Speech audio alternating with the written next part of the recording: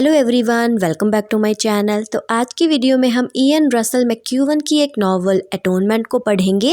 मैक्यूवन एक British novelist, short story writer and screen writer है and The Times magazine की top 50 great British writers की list में उनका नाम आया था। इनके कुछ इम्पॉर्टेंट नॉवेल्स हैं The Children Act, Nutshell, Machines Like Me, The Cement Garden, Enduring Love, The Comfort of Strangers, Amsterdam, Atonement etcetera. Amsterdam के लिए इन्हें 1998 में बुकर प्राइज़ दिया गया था एंड 1999 में इन्हें शेक्सपियर प्राइज़ मिला था एंड 2011 में जेरूसलम प्राइज़। अब हम बात करते हैं नॉवल एटोनमेंट की, जिसे कि 2001 में पब्लिश किया गया था एंड द टाइम मैगजीन ने 2010 में अपने 100 ग्रेट इंग्लिश लैंग्वेज नॉवेल्स की लिस्ट में इसे इंक्लूड किया था और इस पे ऑस्कर अवार्ड विनिंग मूवी भी बनी हुई है। तो आइए इस नावल को पढ़ना स्टार्ट करते हैं। इस नावल की सेटिंग 3 प्लेसेस की रखी हुई है एंड इसीलिए इसे 3 पार्ट्स में डिवाइड भी किया हुआ है। इसकी प्रोटैगनिस्ट है 13 इयर्स ओल्ड ब्राउनी टैलिस।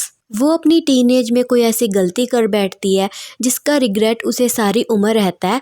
जब वो बूढ़ी हो जाती है, 70 प्लस हो जाती है, तब भी वो रिग्रेट कर रही होती है एंड वो इसका पश्चाताप भी करना चाहती है लेकिन वो कर नहीं पाती और इसीलिए इस नावल का नाम है एटोनमेंट, जिसका मतलब होता है कि पश्चाताप करना।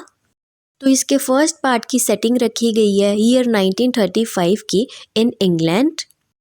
13 इयर्स ओल्ड ब्राउनी एक अरिस्टोक्रेट फैमिली से बिलोंग करती है। उसके फादर जैक एक गवर्नमेंट जॉब में है एंड उसकी मदर है एमिली, जो कि माइग्रेन की वजह से बीमार रहती हैं। ब्राउनी का एक ब्रदर भी है लियोन एंड उसकी बड़ी सिस्टर सिजिलिया एंड ये दोनों ही अपनी स्टडी की वजह से घर से दूर रहते हैं। अब ब्राउनी के घर उसके 3 कज़न्स आ रहे हैं रहने के लिए, जिसमें एक है 15 इयर्स ओल्ड लोला एंड उसके 2 ट्विंस ब्रदर जैक्सन एंड पियरट। इनके पेरेंट्स का डाइवोर्स हो रहा है और इसी कारण ये लोग यहाँ पे आ रहे हैं और इनके साथ ही सिजिलिया, लियोन एंड उसका दोस्त पॉल भी आ रहा है। अब उनके घर एक इवनिंग पार्टी होगी और इसके लिए ब्राउनी एक प्ले भी लिख रही है जिसका नाम है द ट्रायल्स ऑफ एराबेला। वो इस प्ले को उस पार्टी में परफॉर्म करना चाहती है। तो अब सब उनके घर में पहुंचने लगते हैं। तो ब्राउनी एक चीज़ ऑब्जर्व करती है कि उसकी सिस्टर सिजिलिया एंड उनके हाउसकीपर के सन रॉबी टर्नर की जो फ्रेंडशिप है वो काफ़ी क्लोज है। इसका एक कारण ये है कि वो दोनों साथ में पढ़ते हैं। रॉबी काफ़ी इंटेलिजेंट है एंड वो एक डॉक्टर बनना चाहता है। अब जैसा कि हमें मालूम है कि ब्राउनी एक इनोसेंट चाइल्ड है एंड वो चीज़ों को इतनी अच्छे से एनालाइज नहीं कर पाती। एक 13 इयर्स के बच्चे की जो अंडरस्टैंडिंग होती है वही उसकी है। अपनी फैमिली एंड सोसाइटी से देखकर जो उसने सीखा है उसके बेसिस पे वो रॉबी को जज करती है कि वो हायरार्की में उनसे लो है, इसीलिए वो उसकी सिस्टर के लिए एक परफेक्ट मैच नहीं है। एंड वो ये भी सोचती है कि वो चाहकर भी डॉक्टर नहीं बन सकता क्योंकि वो थर्ड है एंड ये लोग फर्स्ट हैं। अब सिजिलिया एंड रॉबी एक रिलेशनशिप में आ जाते हैं एंड उनकी हर एक एक्टिविटी को ब्राउनी मिस इंटरप्रेट करती है। उसे ऐसा लगता है कि रॉबी उसकी सिस्टर के लिए एक थ्रेट है एंड उसे अपनी सिस्टर को रॉबी से बचाना है। अब एक दिन ब्राउनी क्या देखती है, सिजिलिया एंड रॉबी फाउंटेन के पास होते हैं एंड उनसे गलती से वास टूट जाता है एंड उसके टुकड़े उसकी ड्रेस में चले जाते हैं एंड उन्हें निकालने के लिए वो अपनी ड्रेस एक साइड से रिमूव कर देती है। तो ब्राउनी इसे भी मिस इंटरप्रेट करती है। उसे ऐसा लगता है कि रॉबी उसे ऐसा करने के लिए फोर्स कर रहा है। अब एक दिन रॉबी सिजिलिया को देने के लिए एक लेटर ब्राउनी को देता है लेकिन वो गलती से उसे कोई दूसरा लेटर दे देता है जिसमें कि उसने कुछ वल्गर बातें लिखी होती हैं। वो इस लेटर को उसे देना नहीं चाहता था, उसने गलती से दे दिया था एंड दूसरा उसने ब्राउनी को इसे पढ़ने के लिए मना भी किया था एंड ब्राउनी इसे पढ़ भी लेती है और वो फिर से उसे मिसअंडरस्टूड कर जाती है। फिर रॉबिन अपनी गलती को सुधारने के लिए सिजिलिया से मिलने घर की लाइब्रेरी में जाता है। वहाँ पे उनका लव मेकिंग स्टार्ट हो जाता है एंड वो इंटीमेट भी हो जाते हैं और ब्राउनी वहाँ पे भी उन्हें देख लेती है। ब्राउनी को अब ऐसा लगने लगा है कि वो एक बीस्ट है एंड वो उसकी सिस्टर को असॉल्ट कर रहा है एंड उसे अपनी सिस्टर को बचाना है। तो अब उनके घर में वो पार्टी होने वाली होती है। वहाँ पे सभी कज़न्स प्रेजेंट होते हैं। लियोन भी होता है अपने फ्रेंड पॉल के साथ। उनका चॉकलेट का बिजनेस होता है, वो ये चॉकलेट्स आर्मी को सप्लाई करते हैं।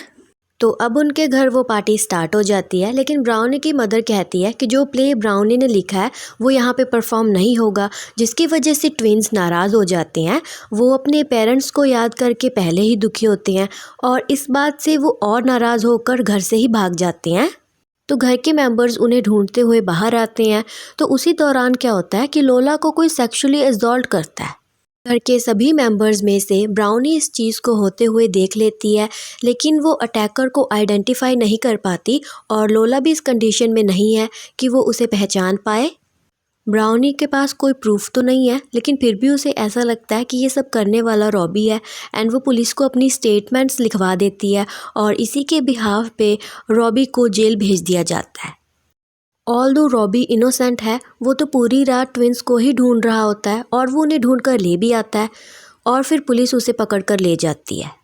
सिजिलिया एंड उसकी मदर को तो रॉबी पे पूरा यकीन है कि वो ऐसा कुछ कर ही नहीं सकता और दूसरी तरफ ब्राउनी को ऐसा लग रहा है कि एक क्रिमिनल को पकड़वा कर उसने एक हीरोइक डीड परफॉर्म किया है।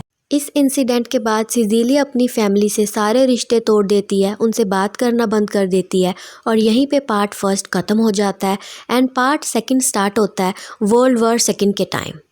अब रॉबी को प्रिजन में 3 से 4 इयर्स हो चुकी हैं, लेकिन वो सिजिलिया के साथ कांटेक्ट में है। वो उसे रेगुलरली लेटर्स लिखता रहता है, ऑल्दो वो पर्सनली एक दूसरे से नहीं मिले हैं एंड अब सिजिलिया नर्स के तौर पे काम करती है। अब रॉबी को प्रिजन से रिलीज़ किया जाना है इस कंडीशन पे कि वो आर्मी में सर्व करेगा और इस पर्पज़ के लिए उसे फ्रांस जाना है और वहाँ पे जाने से पहले वो एक बार सिजिलिया से मिलता भी है। उससे मिलकर उसकी सारी मेमोरीज़ रिफ़्रेश हो जाती हैं कि कैसे वो उसके साथ पढ़ाई किया करता था, कैसे वो उसके साथ रहता था, ब्राउनी को स्विमिंग सिखाता था। बैटलफील्ड में भी वो यही कुछ सोच रहा था कि क्यों ब्राउनी ने उसे कन्विक्ट करवाया, उसकी क्या गलती थी। वो तो स्टडीज़ में कितना अच्छा था और एक डॉक्टर बनना चाहता था और आज वो इस जगह पे है। ये सब कुछ सोच सोच कर वो पावरलेस हो जाता है। ड्यूरिंग बैटल वो बैडली इंजर्ड हो जाता है एंड उसकी कंडीशन डिटीरियोरेट होने लगती है। अब रॉबी अपने companions corporal Nettle and corporal Mace के साथ डनकर्क पहुंच जाता है। वहाँ पे उनका इवैक्यूएशन होना होता है। वो वहाँ पे पहुँच तो जाते हैं, लेकिन रॉबी की कंडीशन क्रिटिकल होती है और यहीं पे पार्ट सेकंड ख़त्म हो जाता है। तो इसके थर्ड पार्ट में हमें ये बताया गया है कि अब ब्राउनी 18 ईयर्स की हो चुकी है, वो काफ़ी मैच्योर हो चुकी है एंड उसे इस बात का पछतावा भी है कि उसने इनोसेंट रॉबी को जेल में भिजवाया था। एक्चुअली उसने पॉल की बॉडी पे कुछ ऐसे स्क्रैच देख लिए थे जिससे कि ये पता चल रहा था कि लोला को सेक्सुअली असॉल्ट करने वाला रॉबी नहीं बल्कि वो था और उसी दिन से वो गिल्ट में जी रही है। उसने अपनी कैम्ब्रिज की सीट को भी छोड़ दिया था एंड वॉर के दौरान एक नर्स के तौर पे इंजर्ड सोल्जर्स को सर्व करना स्टार्ट कर दिया था। इस सर्विस से वो अपने क्राइम के लिए अटॉन करना चाहती थी। अब वो पहले से सीरियस एंड सेगेशियस हो चुकी थी। अपने राइटिंग के पैशन को उसने कंटिन्यू रखा था। अपने फ्री टाइम में वो स्टोरीज़ लिखा करती थी एंड मैगजीन्स एंड जर्नल्स को भेजा करती थी, लेकिन उनसे उसे रिजेक्शन मिलती थी, लेकिन फिर भी वो ऑप्टिमिस्ट रहती थी। अब वो पॉल एंड लोला की वेडिंग भी अटेंड करती है। वो सोचती है कि वो लोला को कैसे बताए कि वो अपने रेपिस्ट से ही शादी कर रही है। एक दिन डनकर्क के कुछ सोल्जर्स उसे मिलते हैं एंड वो उसे बताते हैं कि रॉबी अभी भी ज़िंदा है एंड आर्मी में सर्व कर रहा है और ये बात बताने के लिए वो सिजिलिया से मिलने जाती है एंड वहाँ पे जाके वो देखती है कि रॉबी तो उसके साथ ही रह रहा है। वो दोनों उसे माफ़ तो नहीं करते, बट थिंग्स को सेटल करने के लिए वो उसे एक प्रोसीजर बताते हैं कि उसे इन अथॉरिटीज़ के पास जाकर ये डॉक्यूमेंट साइन करने होंगे जिससे कि रॉबी एक्सोनरेट हो जाएगा। वो ये डिसाइड करती है कि उनकी खुशी के लिए उससे जो हो पाएगा वो करेगी, बट अफसोस अब बहुत देर हो चुकी है। तो अब बात आती है इसके एपिलॉग की, जिसमें कि ब्राउनी बताती है कि वो अब 77 ईयर्स की हो चुकी है and she is diagnosed with vascular dementia, जिसकी वजह से अब वो ज़्यादा दिन ज़िंदा नहीं रह सकती। और वो अपने रीडर्स को यहाँ पे एक सरप्राइज़ भी देती है, यह बताकर कि जो नॉवल अभी हमने पढ़ी है अटॉनमेंट, वो उसकी लिखी हुई है। वो अब एक सक्सेसफुल नॉवलिस्ट है एंड वो सबको ये भी बताती है कि अब सब बूढ़े हो चुके हैं, Leon, Lola, Paul, Pierrot and Jackson. Paul and Lola के जीते हुए वो इस नावल को पब्लिश नहीं कर सकती क्योंकि इसमें ऐसी बहुत सारी बातें हैं जो कि उनके जीते जी रिवील नहीं की जा सकती। और वो ये भी बताती है कि उसने नावल में तो सिजिलिया एंड रॉबी को यूनाइट कर दिया था बट असल ज़िंदगी में वो नहीं मिले थे। सिजिलिया की बम्बार्डमेंट के दौरान डेथ हो गई थी एंड रॉबी अपनी इंजरी के कारण मर गया था। वो दोनों ट्रू लवर्स थे एंड बस उसके कारण वो दोनों मिल नहीं पाए एंड इस बात का पछतावा उसे हमेशा रहा, लेकिन वो चीज़ों को सॉर्ट करने के लिए अब कुछ भी नहीं कर सकती। अपने सिन के लिए अटॉन करने का उसके पास यही एक ऑप्शन था कि वो उन पे एक नावल लिखे एंड उसमें उन्हें मिला दे। बट दुख इस बात का भी है कि वो अपने जीते जी भी इस नावल को पब्लिश नहीं करवा पाई और चीज़ों को कभी भी एब्जॉल्व नहीं कर पाई। और यहीं पे ये नावल ख़त्म हो जाती है। अगर समझ में आई हो तो वीडियो को लाइक एंड चैनल को सब्सक्राइब कर देना।